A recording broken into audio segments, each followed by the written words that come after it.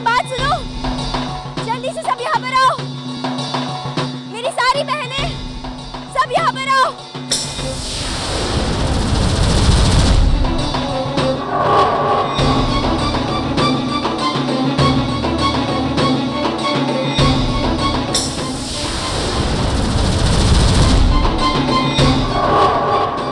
आश्रमवासियों,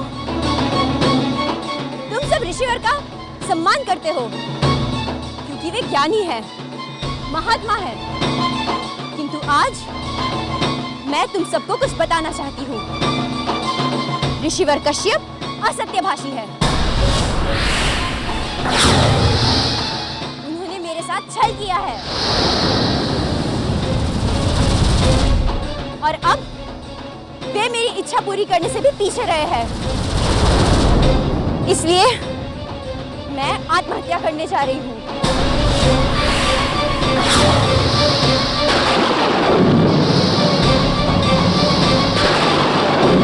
इस अकाल मृत्यु का पूरा दोष ऋषिवर के सर पर होगा।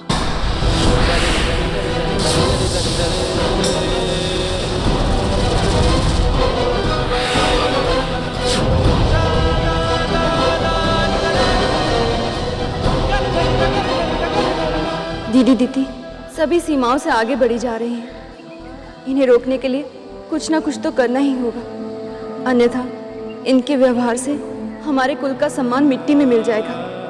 ऋषिवर को भी इनके व्यवहार से घोर कष्ट हो रहा है। इस स्त्री ने तो धर्म और मर्यादा के सारे बंधन तोड़ दिए, लोक लाज को भी इसने त्याग दिया है। इस विकट स्थिति का निदान कैसे हो? लगता है वही करना पड़ेगा जिसका सुझाव भगवान सूर्यदेव ने दिया था। परिस्थितियां इस संसार में सबसे बलवान होती हैं। इसका समाधान केवल इतना है कि मनुष्य को अपने आप को परिस्थितियों के भरोसे छोड़ देना चाहिए। आपको भी ऐसा ही करना है। परिस्थितियों का प्रभाव आपको स्वयं पार लगेगा। अर्थात भगवान सूर्यदेव ने अपनी रहस्यमयी भाषा में देवी दीदी की इच्छा मान लेने का आदेश दिया था। दीदी आपने बहुत क्रोध कर लिया, कृपया आप शांत हो जाइए। देखिए ना, आपके क्रोध से ऋषिवर को कितना कष्ट हो रहा है। तो अब तू मुझे सिखाएगी कि मैं क्या करूं और क्या ना करूं? तू ऋषिवर को ये दिखाना चाहती है कि तू उनकी कितनी बड़ी हितैषी है। तू मेरे और ऋषिवर के मतभेदों का लाभ उठाना चाहती है। धूर्त, कपटी, तू ऋषिवर की दृष्टि में मुझे नीच और खुद को महान सिद्ध करना चाहती है। निकल जा यहाँ से, दूर हो जा मेरी दृष्टि से। दीदी आप भूल कर रही हैं। हमने तो कभी इस प्रकार सोचा तक नहीं। भला हम आपको नीचा दिखाने की कोशिश क्यों करेंगे? बल्कि हम तो आपके सम्मान की रक्षा करने के लिए आपसे विनती कर रहे हैं कि आप हमारे साथ चलिए। मैं भली प्रकार समझती हूँ कि तू क्या चाहती है। तू मुझे मूर्ख समझती है, किंतु मैं तुझसे अधिक बुद्धिमान हूँ। यदि अपना भला चाहती है तो यहाँ से चली जा। मैंने कहा ना, चली जा यहाँ से।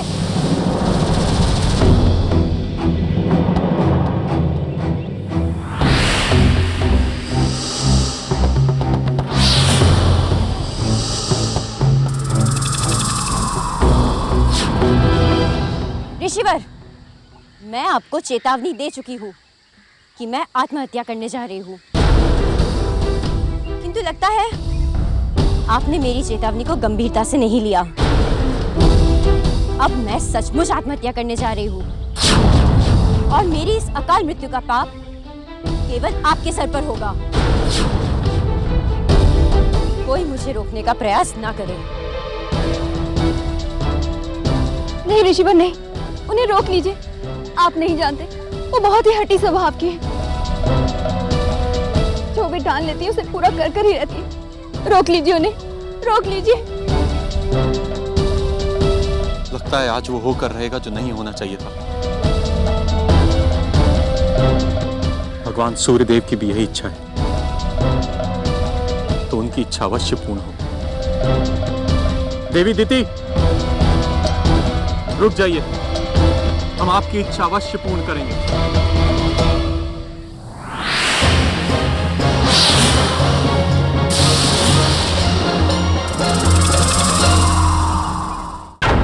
शुक्रदेव, आपका लाख लाख धन्यवाद। आपने मुझे वह मार्ग दिखाया जिस पर चलकर मेरी इच्छा पूर्ण हो सके। देवी दीदी, धन्यवाद का पात्र मैं नहीं, आप स्वयं हैं, क्योंकि आपने मेरे प्रतिशोध के मार्ग से सारे कांटे हटा दिए और स्वयं आप ही ने मुझे यह अवसर प्रदान किया कि मैं अपना खोया हुआ आत्मसम्मान पुनः प्राप्त कर सकूं।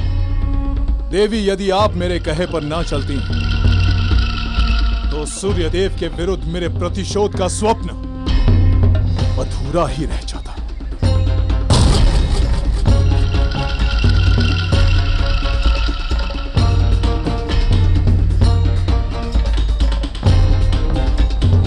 सूर्यदेव! सूर्यदेव! आपको बहुत गर्व है ना अपनी शक्तियों पर, किंतु अब देखिए, मैं देवी दीदी के गर्भ से जन्मे दैत्यों और पातालवासी असुर वीरों का साथ पाकर आपके इच्छा संसार में उथल पुथल मचा दूंगा। और मुझे इस कार्य से यदि स्वयं आप रोक सकें तो रोक कर दिखाइए सूर्यदेव, रोक कर दिखाइए।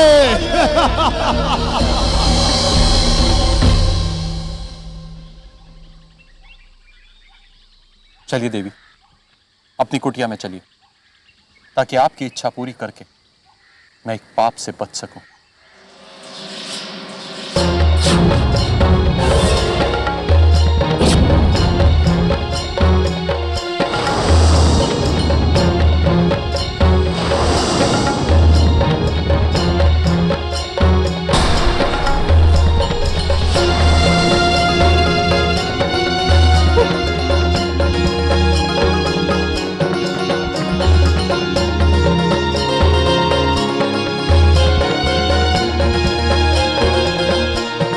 चलो अब चलते।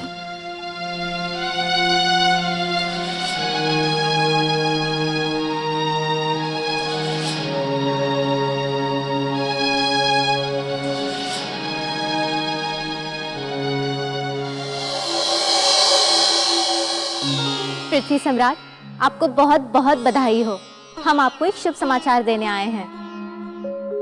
अच्छा, तो वो शुभ समाचार शीघ्र सुनाइए।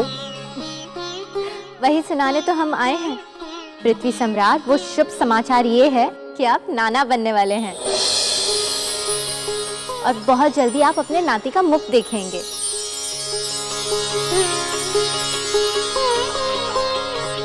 आप सत्य कह रही महारानी। धन्यवाद महारानी, धन्यवाद। आपने सचमुच हमें शुभ समाचार सुनाया है। ये समाचार सुनकर प्रसन्नता से हमारा हृदय भर गया है। जी चाहता पूरे संसार को घूम घूम कर हम ये समाचार सुनाए। हम जानते थे महारानी, हम जानते थे हमारी पुत्री दीति हमें जल्द से जल्द नाना बनने का सुख प्रदान करेगी।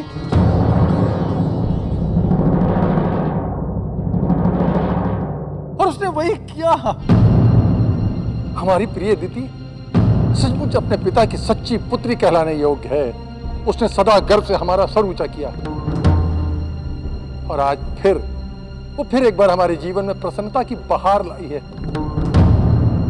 महारानी, हम अभी अपने जामाता ऋषि कश्यप के आश्रम चलेंगे। अच्छा महारानी, ये बताइए कि हम उनके पुत्र का नाम क्या रखेंगे? सबसे सुंदर, सबसे अद्भुत महारानी, हमारे नाती का नाम क्या होगा? बताइए ना।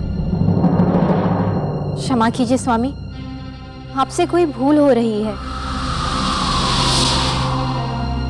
हमने ये नहीं कहा कि दिति माता बनने वाली है।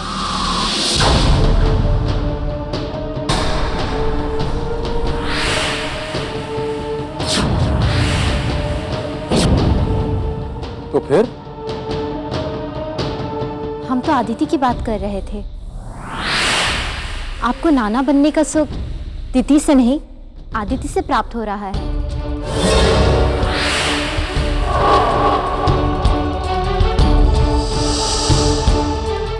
पुत्री दीति का क्या हुआ? जी, उसके विषय में कोई समाचार नहीं आया है। महारानी वीरनी, बड़े दुख की बात है, जब भी आपके मुख से कोई बात निकलती है हमारे हृदय को दुखाने वाली होती है। अब हमने क्या अपराध कर दिया स्वामी? हमने तो आपको शुभ समाचार ही सुनाया था। आप कहाँ कोई अपराध करते हैं, और फिर भी आपका हर कार्य हमारा विरोध करने वाला कार्य होता है। महारानी वीरनी जानते हैं कि ये हमारे तथाकथित पिता ब्रह्मदेव का षड्यंत्र है। हमें चिढ़ाने के लिए, हमें उत्तेजित करने के लिए ये समाचार सुनाने आए, किंतु आप और आपके वो प्रिय ससुर जी दोनों कान खोलकर सुन लें। हमें ज्येष्ठ नाती के रूप में तिथि पुत्र ही चाहिए।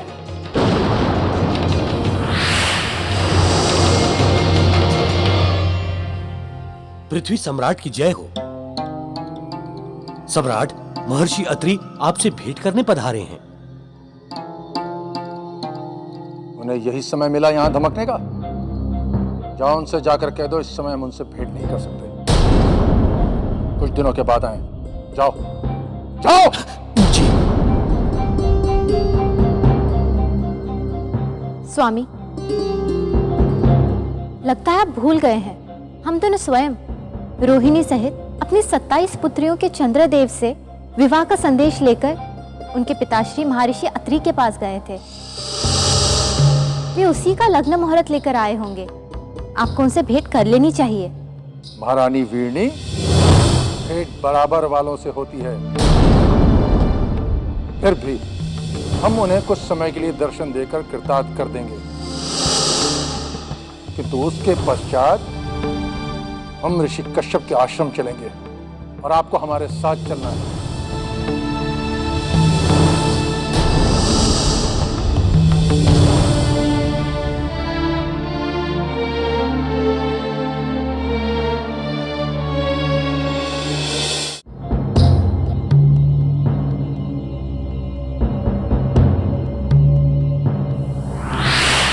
महर्षि अत्रि,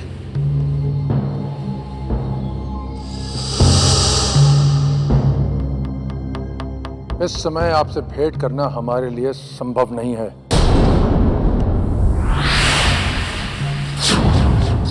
हम अभी और उसी समय अपनी पुत्रियों से भेंट करने के लिए ऋषि कश्यप के आश्रम प्रस्थान कर रहे हैं।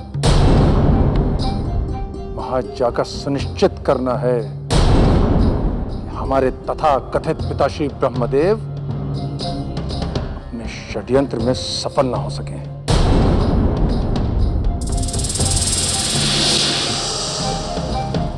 और यदि वहां जाने पर भी बात न बनी तो हम ब्रह्मलोक जाकर सृष्टि के रचनाकार ब्रह्मदेव को अपनी इच्छा मानने पर विवश कर देंगे।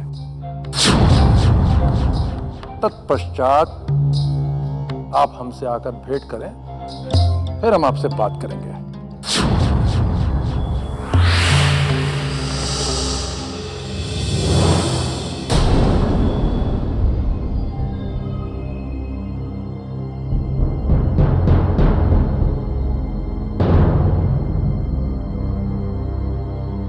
और हाँ, भविष्य में सूचना देने के पश्चात ही आप प्रजापति प्रासाद में पधारने का कष्ट करें, वो आपके लिए उत्तम होगा।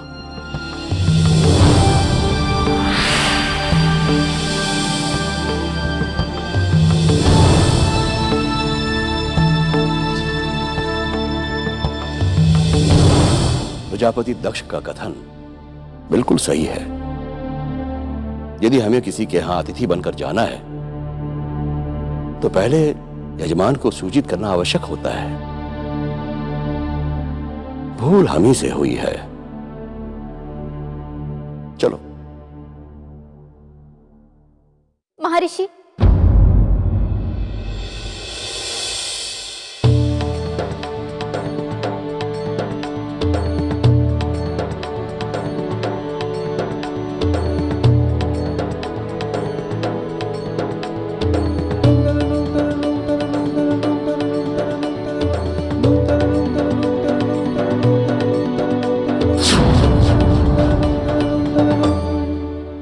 क्षमा कीजिए महर्षि, हमारे पति के व्यवहार के लिए उन्हें और हमें क्षमा कर दीजिए। ये क्या कर रही है? उठिए देवी, उठिए। आप महारानी हैं, ऐसा व्यवहार आपको शोभा नहीं देता। और क्षमा मांगने का तो कोई कारण ही नहीं है, क्योंकि प्रजापति दक्ष, उन्होंने जो कुछ भी कहा है सत्य ही कहा है। महर्षि, हमारे पति इस समय अपनी पुत्रियों के सौभाग्य के विषय में जानने के लिए ऋषि कश्यप के आश्रम जा रहे हैं। वे अपनी पुत्रियों के भविष्य को लेकर बहुत चिंतित हैं और इसी चिंता और तनाव में वे साधारण शिष्टाचार भूल गए हैं। उनकी इस भूल को अन्यथा ना लें। वे हृदय से आपका बहुत सम्मान करते हैं, किंतु इस समय वे कुछ खोए हुए हैं। उनकी इस भूल के लिए हम आपसे क्षमा मांगते हैं। महारानी, प्रजापति दक्ष के विषय में आप जो कुछ भी कह रही हैं उसमें कितना सत्य है ये भली भांति आप भी जानती हैं और हम भी। किंतु जिस प्रकार से आप हमसे क्षमा याचना कर रही हैं, यदि इसके बाद भी हम आपकी बात न सुने तो ये हमारे लिए बहुत ही अनुचित होगा। ये हमारा सौभाग्य है महर्षि कि आपने हमें और हमारे पति को क्षमा कर दिया। अब हमारा आपसे अनुरोध है कि कुछ समय यहीं इस राजप्रसाद में रहें और हमारा अतिथि स्वीकार कीजिए। महारानी, जब प्रजापति दक्ष स्वयं कहीं और जा रहे हैं तब हमारा प्रासाद में ठहरना उचित नहीं है। हम तो यहाँ इसलिए आए थे कि हमारे पुत्र चंद्र और रोहिणी आदि आपकी 27 कन्याओं का विवाह का शुभ मुहूर्त निकल आया है।